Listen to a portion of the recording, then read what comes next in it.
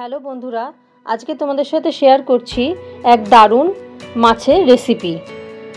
এই মাছগুলো নুন হলুদ মাখিয়ে রেখে দিয়েছি। এরপর কড়াইয়ে তেল গরম করে মাছগুলো ভালোভাবে ভেজে নেব।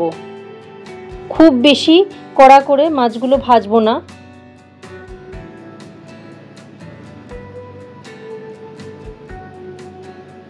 দুবারে মাছগুলো আমি ভেজে তুলে নিলাম।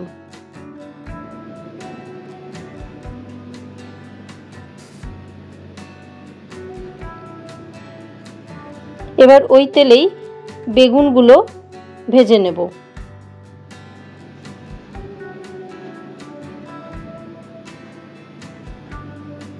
খুব বেশি তেল দিয়ে বেগুনগুলো ভাজতে হবে না, অল্প তেল দিয়েই এপিট ওপিট করে বেগুনগুলো ভেজে তুলে নিলাম।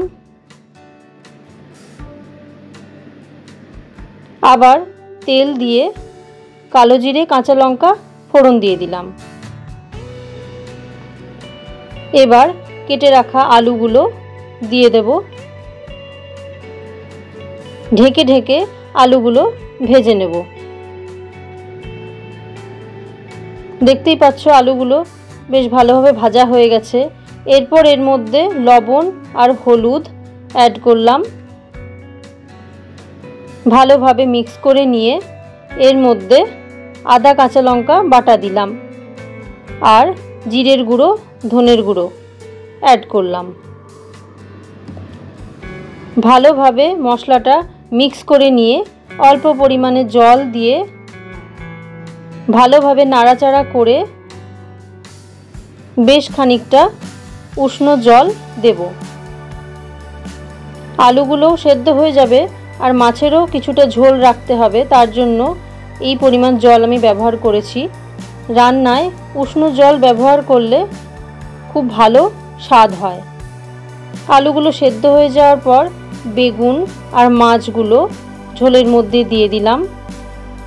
3-4টে কাঁচা লঙ্কা দিয়ে স্বাদ মতো লবণ দিয়ে আবারও ঢেকে দেব।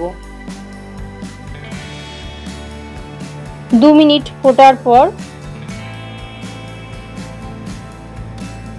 ঢাকা তুলে নিয়ে ধনেপাতা ছড়ালেই রেডি গরম গরম এই ভাঙর মাছের ঝোল।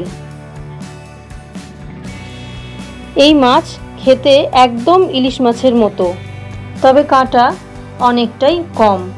তোমরা যারা এই ভাঙর মাছ এখনও খাওনি তারা একবার ট্রাই করে দেখো, নিশ্চয়ই ভালো লাগবে। আর গরম ভাতে মাছের ঝোল হলে আর কি চাই। দেখা হচ্ছে পরের ভিডিওতে নতুন কোনো রেসিপি নিয়ে।